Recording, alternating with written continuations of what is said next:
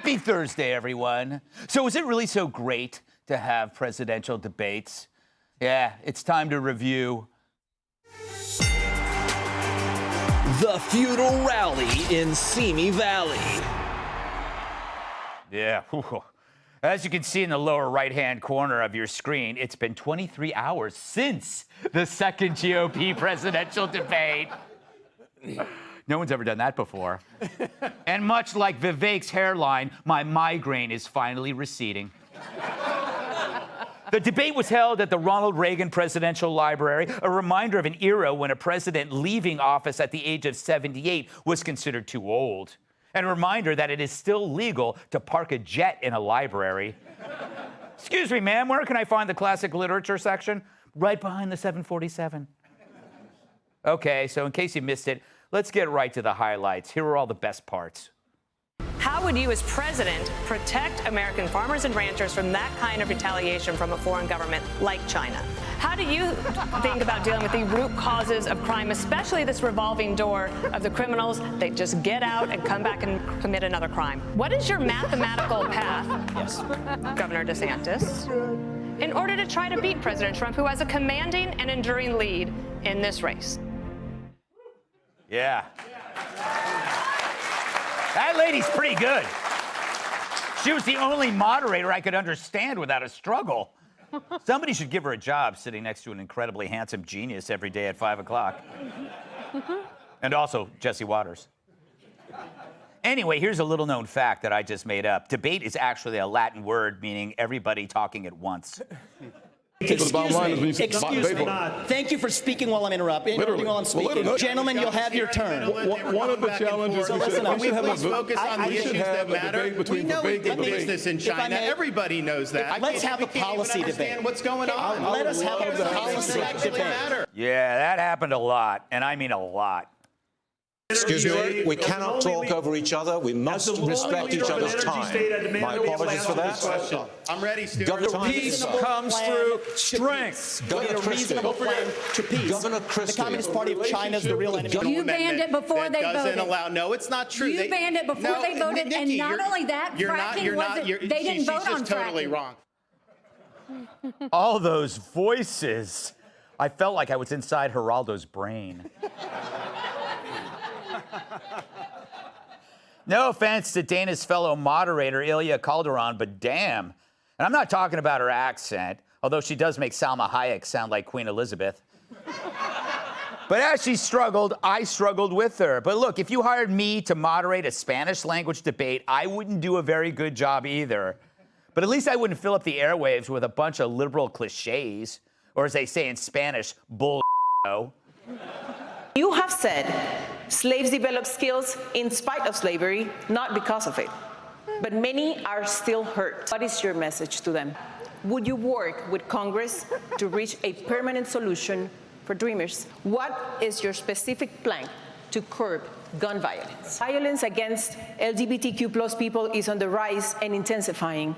How would you protect this community from violent attacks?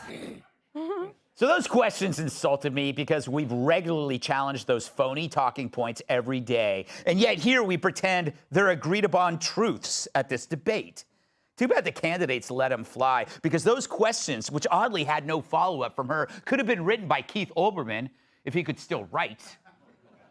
She amplified a smear about DeSantis. She blamed Americans for the fentanyl flooding the southern border. She asked Mike Pence what he would do to stop violence against LGBTQ+ people.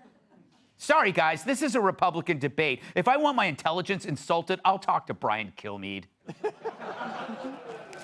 But that's Univision. It's not Fox News, so that's a good call, RNC. Well done. Thankfully, Pence was good for a few dad jokes. My wife isn't a member of the teachers union, but I got to admit I've been sleeping with a teacher for 38 years.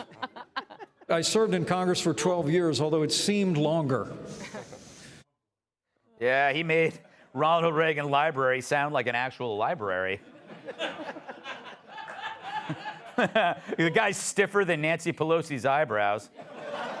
If I wanted horribly delivered bad jokes, Seth Meyers is back Monday. They don't even know him. They're like, why did he bring up this stranger? DeSantis seems to have pulled ahead, however, simply by not his pants. Low bar. And near the end, thankfully, he was able to articulate something beyond a robotic smile and stiff arm movements. Because up to that point, I was waiting for Dorothy from The Wizard of Oz to oil his elbows. Vivek, he was weird. He went from the insult pirate of the last debate to, hey, you guys are awesome now.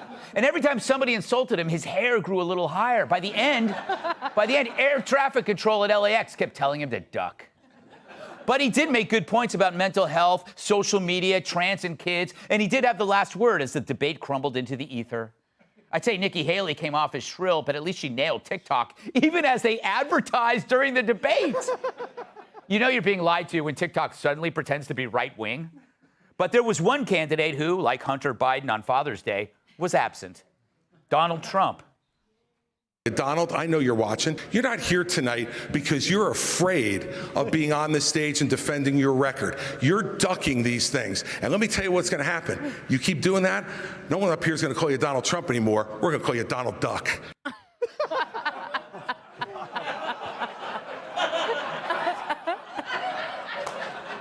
Like a human bottle opener. That was the worst delivery I've seen since the Octomom gave birth. Trump wasn't there, of course, because he's leading every poll, and every attack on him felt like a child getting back at daddy.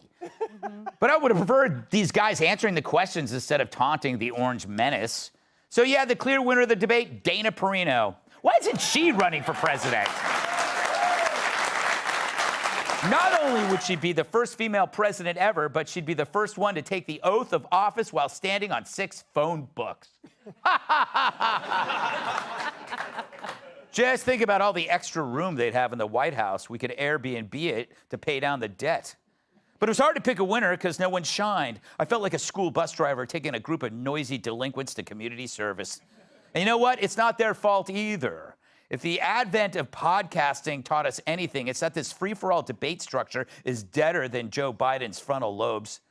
Turns out, it turns everyone into look-at-me potshot artists instead of people explaining why they should be president. I felt gross watching it, but that could have been the 3-pound cakes I ate. Who didn't feel like slitting their wrists after that quarrel over curtains? As the UN ambassador, you literally put $50,000 on curtains. You got bad information. First, on the curtains, do your homework, Tim, because Obama bought those curtains. Did you send them back? It's in the press. Did you send them back? It's the State Department. Did you send them back? Did you send them back? You're the one that works in Congress. Oh my gosh. You get it You done. hung them on your curtains. They were there before I even showed up at the residence. You are scrapping. You are scrapping. I'm not scrapping. Oh, my God. A fight over curtains. Does it matter who was right or wrong? And the moderators were powerless to stop the noise because the structure leaned into the chaos instead of preventing it. From now on, they should give the moderators tasers. That'll quiet things down. They could have used a potato gun on Christie, but carbs only make him stronger.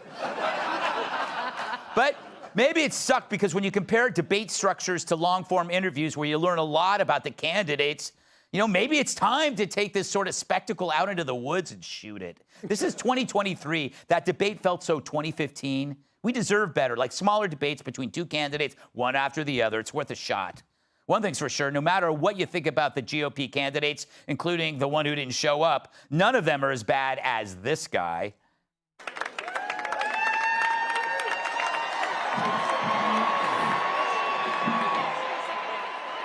Yeah, we need a president who can stand up for America, or maybe one that can just stand.